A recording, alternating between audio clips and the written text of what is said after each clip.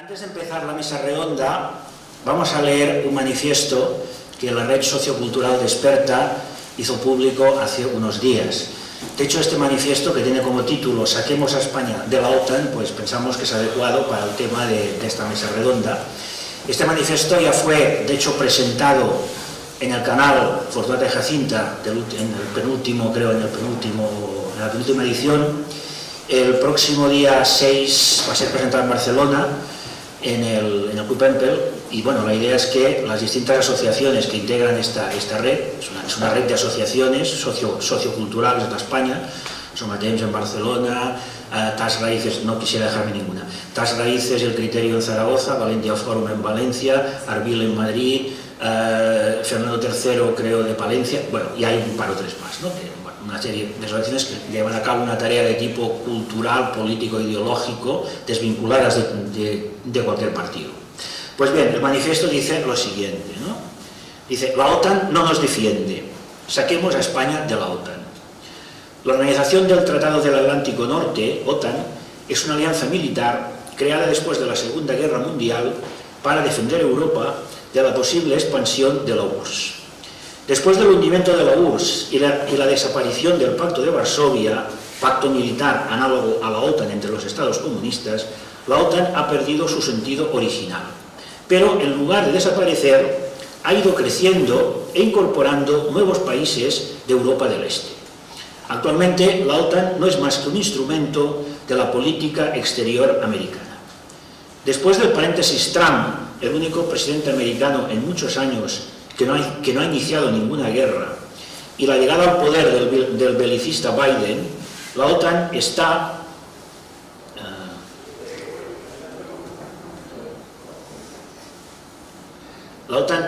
mostrando más que nunca que es un ariete de los intereses anglosajones que obliga a los estados de una sumisa Unión Europea a tomar posiciones contrarias a sus intereses económicos y geopolíticos. España, al ser miembro de la OTAN, se ve obligada a desplegar tropas en lugares totalmente ajenos a sus intereses, como es el caso de los países bálticos, y a tomar medidas económicas como el bloqueo a Rusia, que provoca y está provocando y provocará pérdidas millonarias a nuestra economía. Pero, curiosamente, el paraguas militar de la OTAN no cubre Ceuta y Melilla. Ante una posible agresión de Marruecos, la OTAN se pondría de perfil. Por otra parte, no hay que olvidar que el reino alauita es un aliado preferente de los Estados Unidos. España debe salir de la OTAN como hizo Francia con el general de Gaulle. España, sin renunciar a su presencia en Europa, debe buscar alianza en las naciones hispanoamericanas, o mejor aún, junto con Portugal, en la iberosfera, para crear una poderosa plataforma continental y ser puente entre Iberoamérica y Europa. El siglo XXI será el siglo de la multipolaridad. Frente al mundo unipolar dominado por Estados Unidos y sus aliados anglófonos, están surgiendo potencias como Rusia, China, India o Brasil. Con una Unión Europea totalmente sumisa a Estados Unidos, España debe buscar su lugar en unas alianzas internacionales que la beneficien y la potencien, fuera de este mundo unipolar que la relega a una nación semiperiférica. Por coherencia histórica, por justicia, por sentido común, por patriotismo, saquemos a España de la OTAN.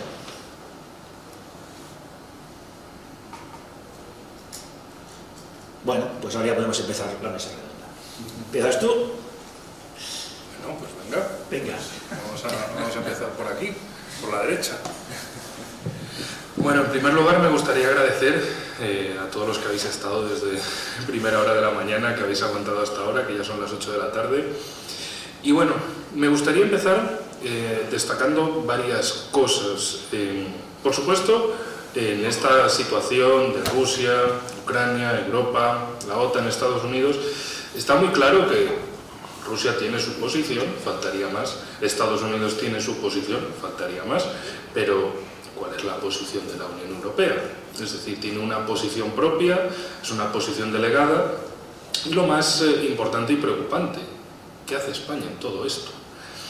Porque de repente hay un belicismo increíble hacia Rusia para enviar armas, envío de españoles a que vayan a luchar a Ucrania y todo eso, pero si os habéis fijado, esas cosas no se dicen cuando se trata de Marruecos o de otros países, que son amenazas directas a España.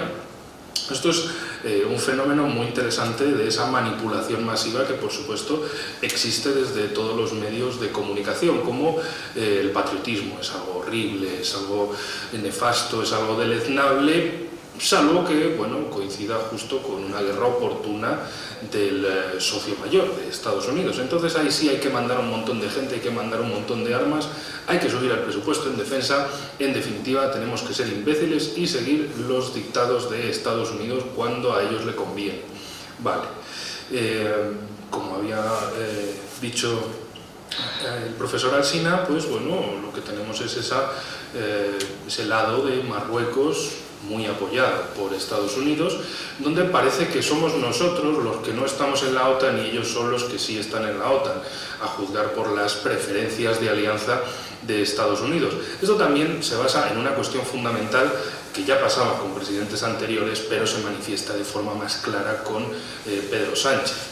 Y es que cuando hay un siervo en el poder, significa que no tienes un presidente de un país soberano, simplemente tienes al delegado de otro país para los asuntos en España. Es una persona que no, igual que presidentes anteriores, no han buscado ningún tipo de alianza dentro de la Unión Europea de grupos similares a España, como pudiera ser Portugal, evidentemente, Italia o Grecia.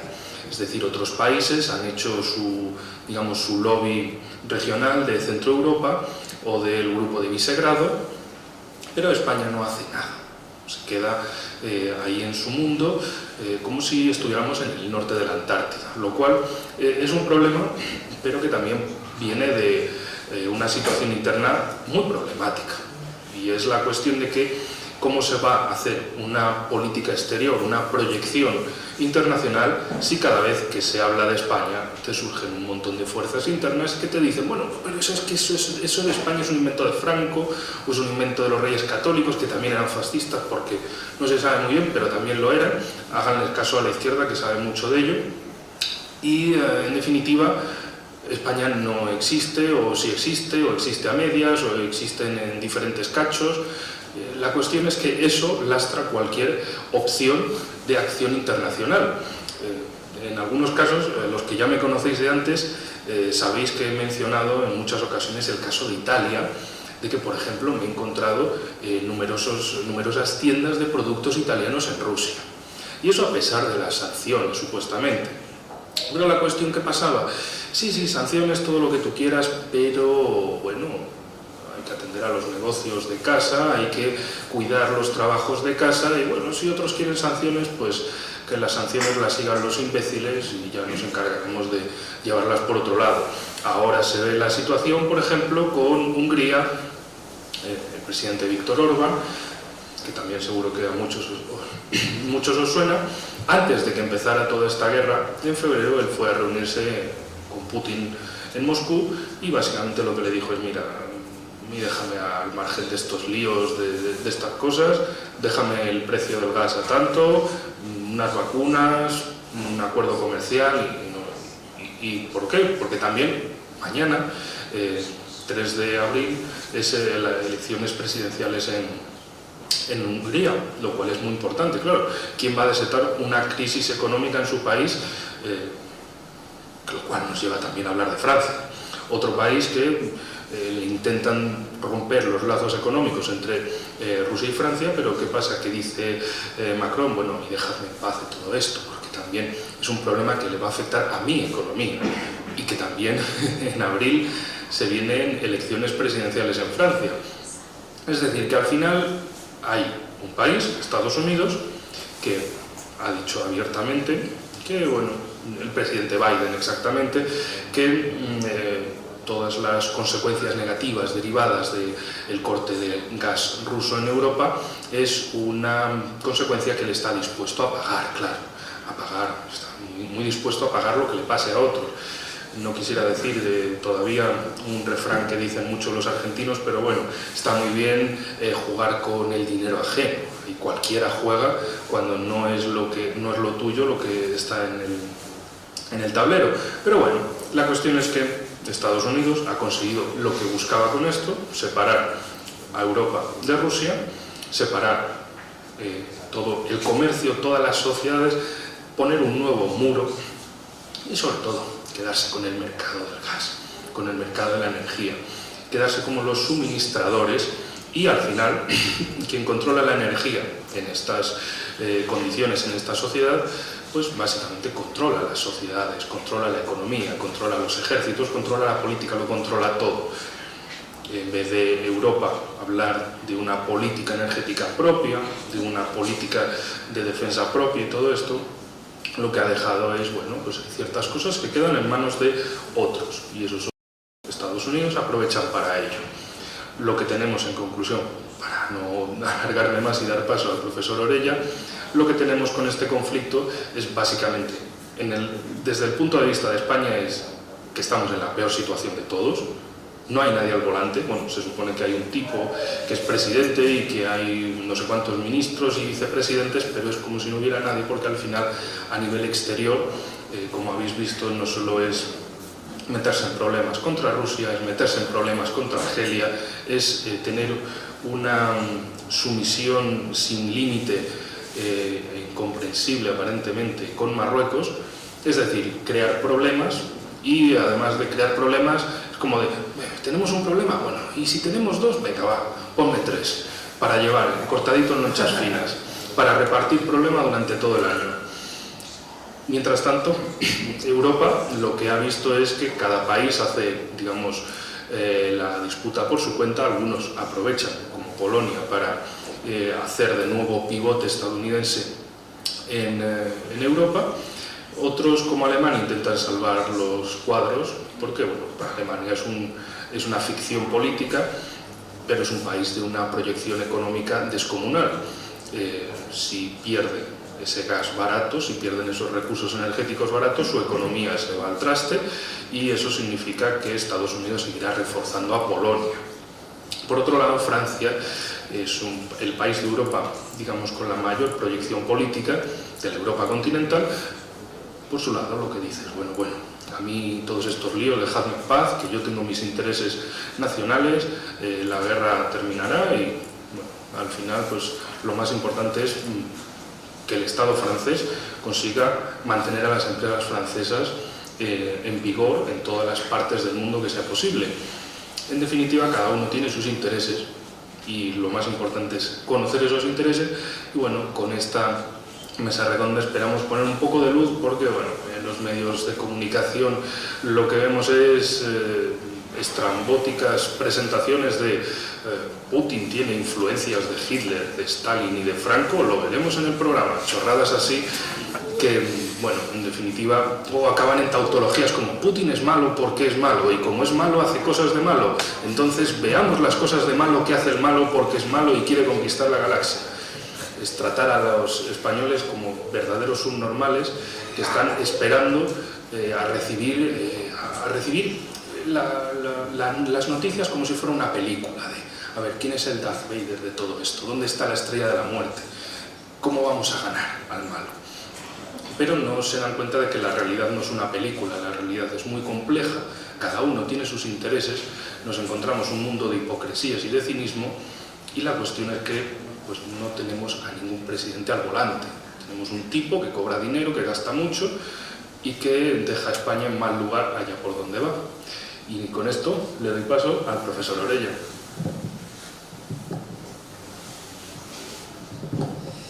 Bueno, muchas gracias, Enrique. Pues no voy a repetirme un poco con lo que has dicho, sí señalar o precisamente subrayar pues más o menos casi 2-3 puntos, porque tampoco es cuestión de alargar más, ¿no? Uno de los planteamientos, más o menos que ha quedado claro, es precisamente un poco esa nueva visión pues, que tiene precisamente la Alianza Atlántica, la OTAN, desde que perdió un poco pues, bueno, su discurso, ¿no? Si hacemos un poco de hemeroteca y vemos declaraciones, por ejemplo, del presidente Macron, pues hace unos meses era uno de los más críticos, como buen presidente francés, sobre lo que estaba desarrollando, lo que estaba sucediendo un poco en la OTAN, y que necesitaba desde luego un nuevo discurso, unas nuevas razones para existir, ¿no? Claramente, desde luego, en los últimos años, pues lo que hemos visto es que más bien por la Alianza Atlántica, en lo que se ha transformado por su hegemonía, liderazgo, potencial de su armamento, etcétera, pues es en un instrumento armado que responde a la política internacional exclusivamente de los Estados Unidos, pero no, desde luego, del resto de los miembros de los socios, ¿no? Y desde luego los acontecimientos de ahora han querido, desde luego, poner como un poco orden en todo un poco el cesto de la Comunidad Europea, un poco en ese sentido, no como una gran potencia que pueda, desde luego, pilotar o convertirse en un gran protagonista europeo a nivel internacional, sino más bien casi como un mercado, desde luego ha quedado claro ya gasístico, de los intereses económicos estadounidenses y políticamente todavía más hundido debido un poco a la dispersión de los intereses de sus países. Segundo aspecto un poco a tener en cuenta sería también esos intereses, ¿no? O sea, esos puntos un poco de esas divergencias que tiene cada país un poco como nación.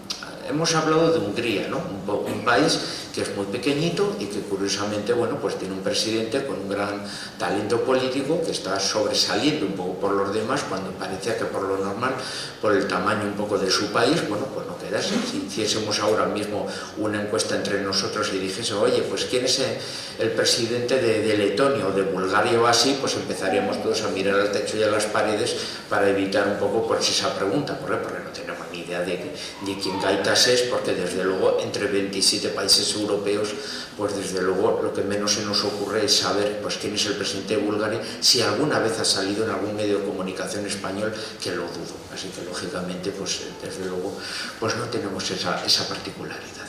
Pero sí es importante lo que ha dicho Enrique anteriormente, en qué sentido Orbán tiene un control de la política internacional de su propio país, un país muy pequeño como ha dicho, y sabe desde luego llevarse bien con la OTAN, de la cual forma parte, se lleva bien con los Estados Unidos porque le conviene, se lleva bien con Vladimir Putin como estuvo y además con unos acuerdos económicos y energéticos preferenciales, y ahora que está en el grupo de Visegrado y cada miembro del país de Visegrado tiene, por ejemplo, diferentes posturas, por ejemplo los polacos tienen una postura en este aspecto muy nacionalista, marcada por su historia, por lo tanto de confrontación con Rusia, totalmente en ese aspecto comprensible entre ellos a nivel histórico, como si a nosotros nos dijésemos que nos tenemos que llevar bien como hacen ahora pues con Marruecos o con los británicos, que decimos, bueno, pues vamos a ver, históricamente siempre hemos estado peleados, siempre nos han hecho de todo, no sé cómo podemos tener una confianza desde luego de buena vecindad un poco en ese aspecto, ¿no? Entonces, bueno, está marcado, pero no obstante, ya dicen, cuando termine el conflicto bélico que está ahora, volveremos otra vez a reanudar las buenas relaciones entre polacos y húngaros y hacer piña con el resto de los países para, desde luego, ir intentando influir a que Europa vaya en unas direcciones completamente, desde luego, diferentes a las que proyectan Bruselas. Tenemos en cuenta que los polacos, por mucho de lo que están haciendo ahora, todavía tienen más de 36.000 millones de euros congelados por la Comisión Europea por negarse a la aplicación de la ideología de género en su país. Los húngaros tienen 7.000 millones de euros en fondos europeos congelados precisamente por la misma razón, por el referéndum que van a votar mañana, ¿no? Para que una cosa como que es que los niños en las escuelas, la responsabilidad de su formación y educación la sigan teniendo sus padres. Por ese referéndum tienen ya 7.000 millones congelados y se va multiplicando y creciendo, ¿no? Entonces, bueno, vemos, cada uno tiene su política, pero los puntos trascendentales se mantienen unidos, etc. Más ejemplos para que nos hagamos una idea. Por ejemplo, Bolsonaro de Brasil, Bolsonaro al que le llamaban el Trump, ¿no? de América. Bueno, pues Bolsonaro, por ejemplo, está aprovechando el tema de las sanciones, por ejemplo, con Rusia para aumentar las exportaciones de productos agropecuarios precisamente a Rusia. O sea, Brasil nos está sustituyendo. Creo que Bolsonaro no es de izquierdas o no es precisamente uno de los que forma parte en ese aspecto, no sé, de otro tipo de política. Sí forma parte del BRIC, pero sí que desde luego es un político con una visión, desde luego que quiere que Brasil tenga un protagonismo, sabe marcar ese tipo de protagonismos de alianzas sin ningún tipo de problema y por lo tanto aprovecha. O sea que no es una cuestión de ser amigos de uno o de enemigos, sino de poder saber defender un poco los intereses de tu país, ese ese bien común nacional, desde luego, que siempre se ha tenido, y teniendo muy buenos diplomáticos como tenemos de carrera, el problema lo tenemos en esa cúpula de dirigentes, que parece que la sumisión a los intereses, desde luego, un poco de las corrientes mayoritarias que se están desarrollando, desde luego imposibilitan los intereses que estamos teniendo, que como vemos no es una cuestión de incompatibilidad. Hay países que desde luego mantienen unas coordenadas, tienen muy buenas relaciones, no pasa. El mismo Marruecos que hemos estado hablando, que desde luego está creciendo en tamaño y tiene un objetivo claro en el aspecto de sustituirnos a nosotros como país de referencia en la región. Y por lo tanto vamos a tener problemas no solo en Ceuta y Melilla, los vamos a tener en Canarias y en todos los aspectos a través de la cuestión de recursos. Bueno, Marruecos no solo es que tenga unas relaciones estrechas precisamente con Estados Unidos y esté comprando armamento y esté metiendo además sus productos agropecuarios en la Unión Europea a través de la amistad que tiene con Francia. Es que, por ejemplo, los vuelos que hace Aeroflot de Rusia a América ahora, debido al boicot español, los va a hacer desde Marruecos. O sea que nos vamos a encontrar que Marruecos ahora sí va a tener muy buenas relaciones comerciales con Rusia, y resulta que nosotros estamos peleados con Estados Unidos, con Rusia, y estamos siendo el tonto de la obra de teatro en todos los aspectos. O sea que, como vemos, no es cuestión de posicionarnos, sino mirar intereses, y por nuestro mismo tamaño podemos desde luego tener un protagonismo para que se nos haga caso. Y ya punto final, hay países desde luego que solo tienen intereses nacionales, y hay intereses desde luego que tienen, podríamos decir un poco de una manera no correcta, vocaciones imperiales un poco en ese aspecto. En el caso ruso está claro que quiere liderar un poco ese mundo eslavo, ese mundo ruso que ellos hablan. Cuando hablamos de Egipto, Egipto es un país en ese aspecto líder un poco del mundo árabe. Pues en la época de Franco hablaba con Nasser. ¿Por qué? Porque cuando hablaba con Nasser, todos los países árabes, tuvieran el régimen basista nacionalista o tuviesen incluso un régimen monárquico, todos hacían caso a España, y tenemos unas relaciones especiales, económicas, culturales, de todo tipo, fuesen el régimen de la tendencia política que fuese. Pero, podemos decir, ya tenías un país referencia que, desde luego, creaba esa influencia. Nosotros, por muy hundidos que estemos, tenemos esa particularidad que no tiene ningún otro país. Por eso, por ejemplo, nosotros tenemos hispanistas. Yo no conozco a nadie que sea amante de la historia de Dinamarca, ni a nadie que le interese, ni la historia de Finlandia. Pero amantes de la historia de España los encuentras por todos los lados, en China, en Japón, en Filipinas o en el Congo belga. O sea, los hay. ¿Por qué?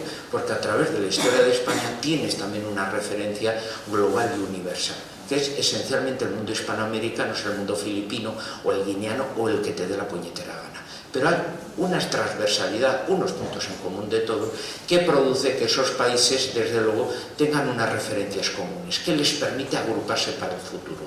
Por eso ya, si en Europa son esa potenciación de los micronacionalismos para controlarnos mejor, un ejemplo sería esos países bálticos, cuáles son sus referencias. Imaginémonos si existiese en Bretaña, Cataluña, etcétera, seríamos una Europa ingobernable, pero desde luego para cierto presidente de los estados del continente occidental, magníficos de gobernar un poco en ese aspecto. En América la política son los indigenismos un poco en ese aspecto, borrar aquello que les puede hacer confluir, que les puede hacer unir y que les pueda convertirse en un bloque de futuro precisamente para tener sus alianzas con otros bloques, y en ese aspecto España tendría un puesto de relevancia en la política internacional. Así que, como vemos, tenemos mucho que aprender, mucho que hacer en ese sentido, y desde luego estamos en uno de los peores momentos, pero como vemos, bueno, por lo menos ya hemos empezado. Así que ahora paso la palabra profesora Alsina para no agotarnos mucho. Muchas gracias.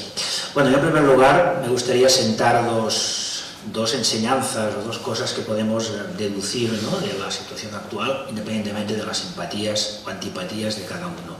En primer lugar, es evidente que, bueno, se ha estado hablando muchos años del mundo unipolar o multipolar. Hoy vemos que la realidad, ¿no?, ya no los deseos nuestros, sino la realidad del mundo actual es multipolar.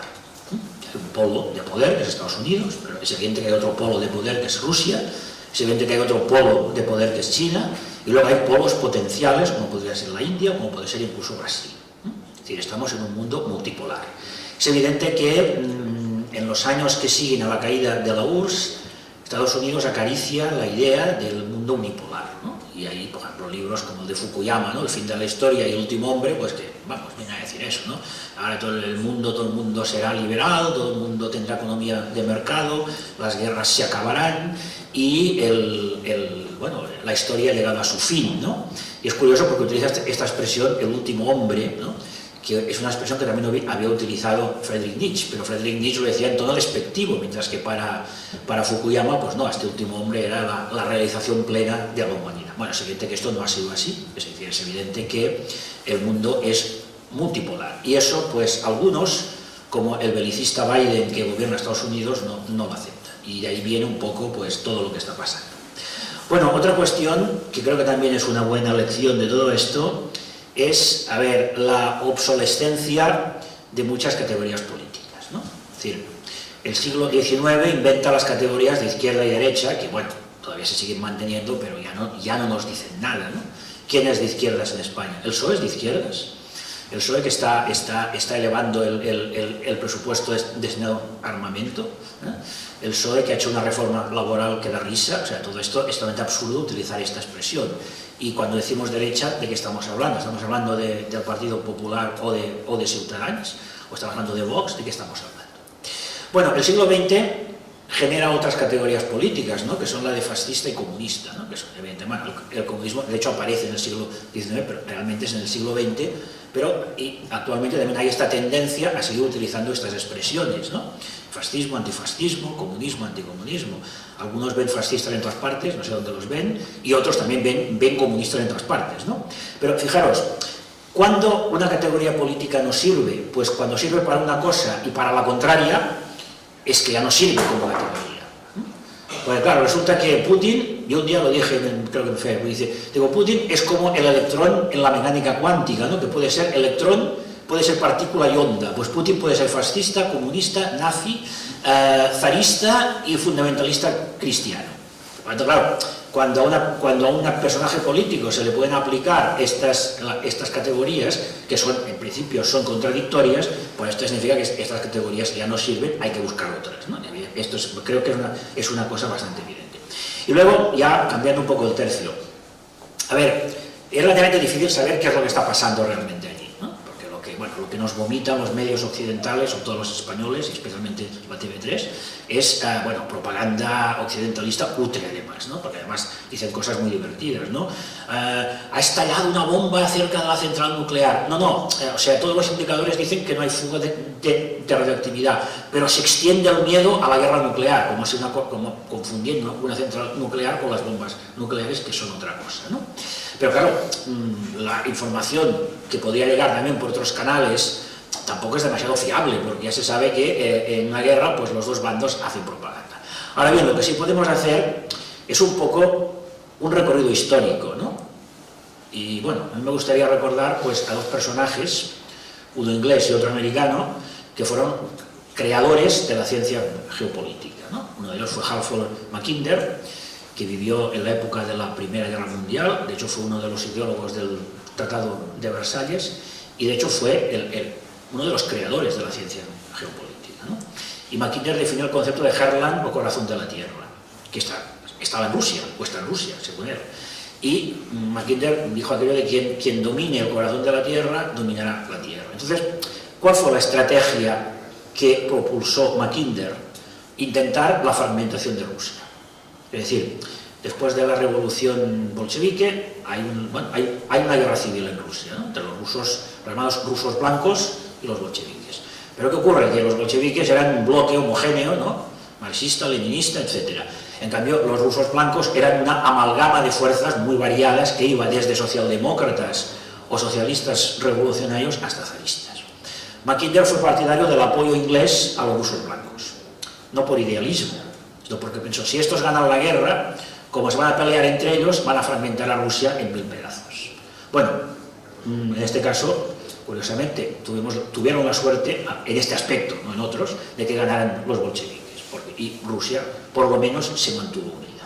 De hecho, lo que quería hacer Mackinder en Rusia fue lo mismo que hicieron en Hispanoamérica. Allí le salió bien, fragmentarla en 10.000 estados peleados unos con otros. Bien, en la era Yeltsin pues se intenta hacer lo mismo. Es decir, intentan otra vez crear, ¿no?, esta disgregación que hubiera tenido lugar si no hubiera producido una importante reacción patriótica, que fue de hecho la que llevó, o sobre la que cabalgó Putin en el poder. Pero hay otro ideólogo de la geopolítica, que es Spigman, que es un personaje un poco posterior, discípulo de Mackinder, pero Spigman pone el énfasis no en el Herland, sino en el Rhineland. ¿Y eso del Rhineland qué es? Bueno, pues el conjunto de países, de estados o naciones que circundan al Herland. Y Spigman, que fue uno de los ideólogos de la Guerra Fría, pues la idea es de, bueno, si no podemos fragmentar Rusia, por lo menos vamos a rodearla, ¿no?, de estados próximos, de estados vasallos. Y esto es exactamente lo que ha estado haciendo la OTAN. Es decir, la estrategia de la OTAN de ir incorporando países, primero países de la órbita soviética, caso Polonia-Hungría no eran la URSS, pero estaban en la órbita soviética. Y por tanto, significa ya una amenaza militar. Pero claro, cuando esto llega ya no a un país de la órbita soviética, sino a un país que era parte integrante de la URSS, como es el caso de Ucrania, esto es lo que desencadena el conflicto. No olvidemos una cosa, el nombre de Rusia viene del Rus de Kiev, que fue una monarquía que se estableció creo en el siglo IX, creo de gente de origen vikingo, ¿no?, y de allí está el origen de Rusia, es decir, Ucrania es a Rusia como Asturias es a España. Es decir, que allí hay, y si os fijáis en el mapa de Ucrania, veréis que, bueno, hay como una cuña que penetra en el interior de Rusia. Imaginaros Ucrania en la OTAN. Imaginaros la OTAN desplegando misiles en Ucrania. Tardarían 5 minutos en llegar a Moscú. Es decir, independientemente de toda la propaganda, de lo que nos puedan decir, que malos son unos, que malos son otros, que se bombardean hospitales, bueno, no sé, creo que hay alguna ciudad de Ucrania que deben haber 200.000 hospitales porque cada día los rusos bombardean un hospital. Independientemente de todas estas cuestiones de propaganda, creo que lo interesante para entender un poco lo que está pasando allí es ver un poco este contexto histórico. Y bueno, yo creo que, no sé, ¿queréis intervenir otra vez o abrimos un turno de preguntas? Sí, me gustaría. Sí, pues venga, vamos a hacer otra ronda. Precisamente siguiendo sobre esa cuestión de geopolítica, fin de la Unión Soviética y todas estas cuestiones, lo que tenemos son los procesos de revoluciones de color, de intentonas de golpe de Estado, pero que no se notara que estaba Estados Unidos, sino que actuaban con intermediarios.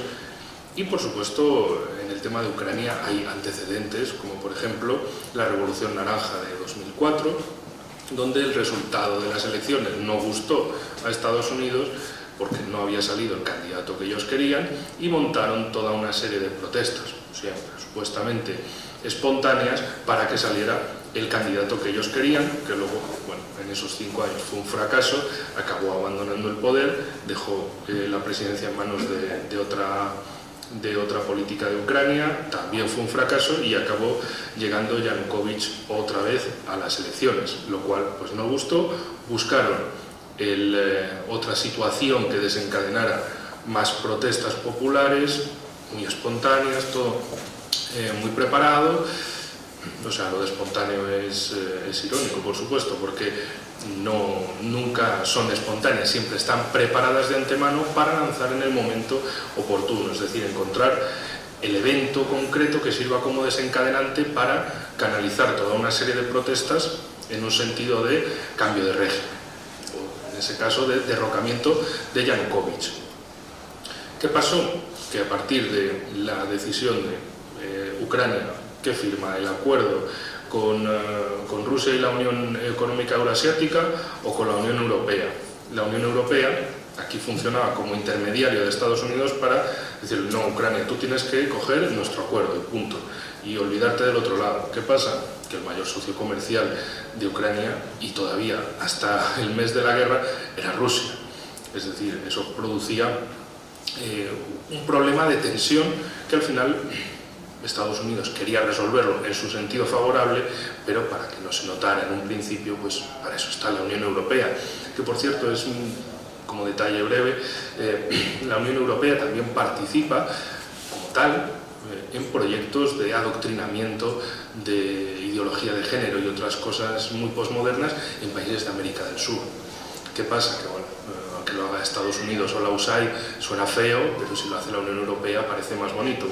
En este caso, la Unión Europea entró primero y luego pasó Estados Unidos. Y ahí estaba Victoria Nuland, ahí estaba el senador John McCain, para dar todo el apoyo y todas las cuestiones necesarias para esas revueltas del Euromaidán. Eso, claro, en 2004 intentaron tomar el poder con liberales prooccidentales, pero ¿qué pasaba? Que esa gente no valía para pegarse en la calle, así dicho y llanamente. Era gente de palacio, gente de ponerlos ante las cámaras y que hablaran, pero no era gente de montar disturbios en la calle y hacer, digamos, esas escenitas de el pueblo se está sublevando contra la tiranía y demás. Para eso tenían al intermediario perfecto de ocasión, que era el nacionalismo ucraniano, y utilizarlo, engordarlo y lanzarlo para estas operaciones. ¿Qué pasó? Que por supuesto consiguieron derrocar a Yanukovych, y eso desde luego asustó mucho en Rusia, porque de repente se encontraban con que no solo había liberales en el poder, sino que había unos tipos nacionalistas, nazis, como llaman ahora en Rusia, y que bueno, que evidentemente la simbología es la que es, y eso para Rusia generó un miedo terrible por la sencilla cuestión de, geopolíticamente, tener a Estados Unidos en el Mar Negro, en Crimea, en Sebastopol, tener sus misiles en la frontera con Rusia, es decir, tener un peligro inminente, porque no olvidemos una cuestión, no es que Rusia le tenga miedo a la OTAN o le tenga rechazo a la OTAN porque sí, sino porque la OTAN ha manifestado constantemente que Rusia es una amenaza, y porque en los planes de seguridad estadounidenses Rusia aparece como una amenaza principal para Estados Unidos. Es decir, es normal que Rusia se tome a la OTAN y Estados Unidos como una amenaza existencial. Bueno, a partir de aquí también está la otra cuestión de utilizar a estos yihadistas de ocasión para lanzarlos con odio a todo lo ruso. Y como hemos podido ver, bueno, en Occidente el racismo es una cosa muy mala, es una cosa horrible que hay que perseguir por todas partes, salvo que sea contra los rusos. Entonces ahí está muy bien, y ahí a los países occidentales el racismo contra los rusos les parece fantástico. ¿Qué pasó? Que eso desencadenó la operación de Crimea. Por supuesto, los rusos dicen, bueno, hicimos cosas, como dicen, pero bueno, los hombrecillos de verde salieron de alguna parte, no salieron de la nada. Por otro lado, también las protestas en Donetsk y Lugansk acabaron en una guerra civil de 8 años, que ha seguido hasta ahora, y Estados Unidos en esos 8 años no ha buscado una solución de entendimiento, sino que ha encontrado ese conflicto perfecto para sus intereses. Es decir, es un conflicto en la frontera misma de Rusia, un conflicto que le desangre constantemente, que le sirva para separar Europa de Rusia, que le sirva para fundamentar esa separación, que ahora la pretenden consolidar, y por el otro lado es, de nuevo, utilizar esos elementos intermediarios, que pueden ser en unos sitios una cosa, en otros sitios otra. Es decir, en unos sitios es de sobra conocido la utilización de yihadistas islámicos como el proxy de ocasión, en este caso de Ucrania, nacionalistas, pero en otros casos también son liberales. Es decir, buscan meter esa cuña a partir de las fisuras o de las divisiones sociales en cada país. Y en el caso de Ucrania, utilizar todas las opciones posibles para separar, en un caso, Ucrania de Rusia, y por el otro, a nivel macro, separar toda Europa de Rusia. Y que sea, disculpad la mala voz, y que sea Estados Unidos quien controle la economía a través del control energético en Europa. Y a partir de ahí no hay más política en Europa, porque si no controlas tus propios recursos, si no tienes tu propia energía, no tienes nada, estás a merced de otros, y además si no tienes ejército propio, y parece que lo están mendigando siempre ayuda a Estados Unidos, pues mucha menos capacidad de afirmar que Europa pueda ser un polo en el mundo multipolar, sino una dependencia estadounidense en un mundo que ya no es unipolar. Y que por otro lado, y con esto termino por mi parte, se habla mucho desde el lado europeo occidental de que Rusia está aislada, que Rusia ha quedado marginada en el mundo porque Occidente ya no le hace caso. pero vamos a ver, si uno atiende el mapa se da cuenta de que Occidente es una parte pequeña del mundo, que el mundo es muy grande, que está Asia, que está África y que está Iberoamérica, y que Rusia durante años ha estado cultivando las alianzas, acuerdos con todos esos países en esos continentes. También con China han estado haciendo ese tándem seguridad-economía para diferentes países, esos diferentes acuerdos en organizaciones internacionales como la Unión Económica Euroasiática, como la Organización de Cooperación de Shanghái, como los BRICS. Es decir, Rusia ha buscado sus líneas diplomáticas por todo el mundo y ahora están saltando a la palestra, es decir, tan aislados no están, y sobre todo también, y lo más importante, han conseguido poner en desafío, por lo menos, ya veremos si en jaque, la hegemonía mundial del dólar como medio de pago para la energía. Esto es algo que, por supuesto, en los medios occidentales, nada, lo importante es que Putin está loco y que vamos a ganar. No se sabe muy bien cómo, pero vamos a ganar. Y la cuestión de fondo, por el lado ruso, es, bueno, pues vamos a buscar otros medios de pago que sustituyan de una vez por todas al dólar, lo cual habían estado experimentando, probando y negociando en los últimos años, desde 2014, y ahora ya lo tienen todo para decir, es la hora de hacerlo sí o sí. Tenemos que buscar medios de pago en rublos, en rupias, en yuanes, en otro tipo de monedas, criptomonedas, lo que sea, menos usar el dólar. Es decir, es ese intento por sacudirse de la hegemonía estadounidense luchando contra su moneda mundial, lo cual es algo fascinante. Es un evento mundial de primer orden que esperemos no perdernos en España, sobre todo si miramos estos medios masivos, estos medios de radio y televisión, que por supuesto de esto hablar poco, solo ese falso discurso triunfalista de vamos a ganar porque somos los mejores, y como somos los mejores vamos a ganar porque los mejores ganan, somos los mejores, los malos van a perder porque son los malos, qué malos son, y bueno, y tratar a la gente como absolutos imbéciles, desconocedores de la situación, y que claro, por algo pretenden censurar, como ya hicieron a medios rusos como Sputnik y RT, pero que eso también es una manera de abrir la posibilidad de censurar otros medios que les puedan resultar hostiles a su discurso, que puedan ser medios tradicionales o medios alternativos. En definitiva, estamos dentro de esa lucha entre un multipolarismo naciente y un unipolarismo decadente. España está en una posición geográfica descomunalmente importante entre Europa y África, entre el Mediterráneo y el Atlántico, entre también este lado del Atlántico, de Europa y África, con el otro lado del Atlántico, de América, y mientras que otros países han cultivado esas relaciones diplomáticas, comerciales, culturales con muchos países en el mundo, España parece que rechaza hasta relacionarse consigo misma y busca desde el gobierno, desde todas las instituciones, desde el régimen del 78, buscar cómo destrozar España desde dentro y no digamos tratar de tener aliados, tener otras posibilidades, porque sí, podemos dejar la OTAN y nos vamos a quedar como unos vagabundos en el mundo.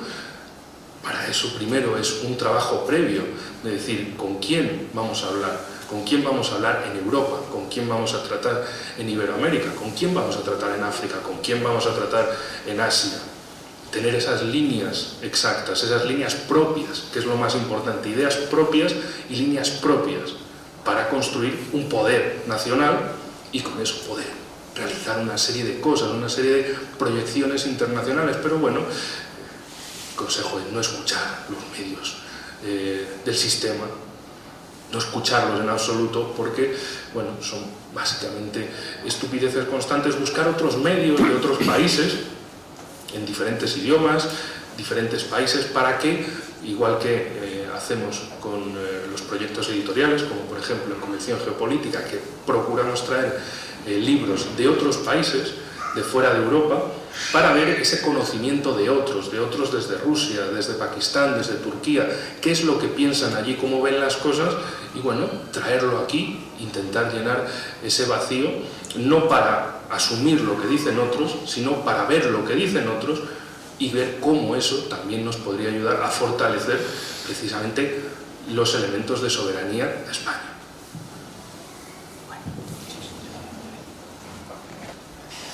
Bueno, son casi las 9. En nombre de la organización os agradecemos mucho vuestra presencia y bueno, pues pensamos que ya es hora de ir cerrando, ¿no? Y nada, y aquí finaliza pues esta jornada de metapolítica que espero que haya sido de vuestro interés. Muchas gracias a todos.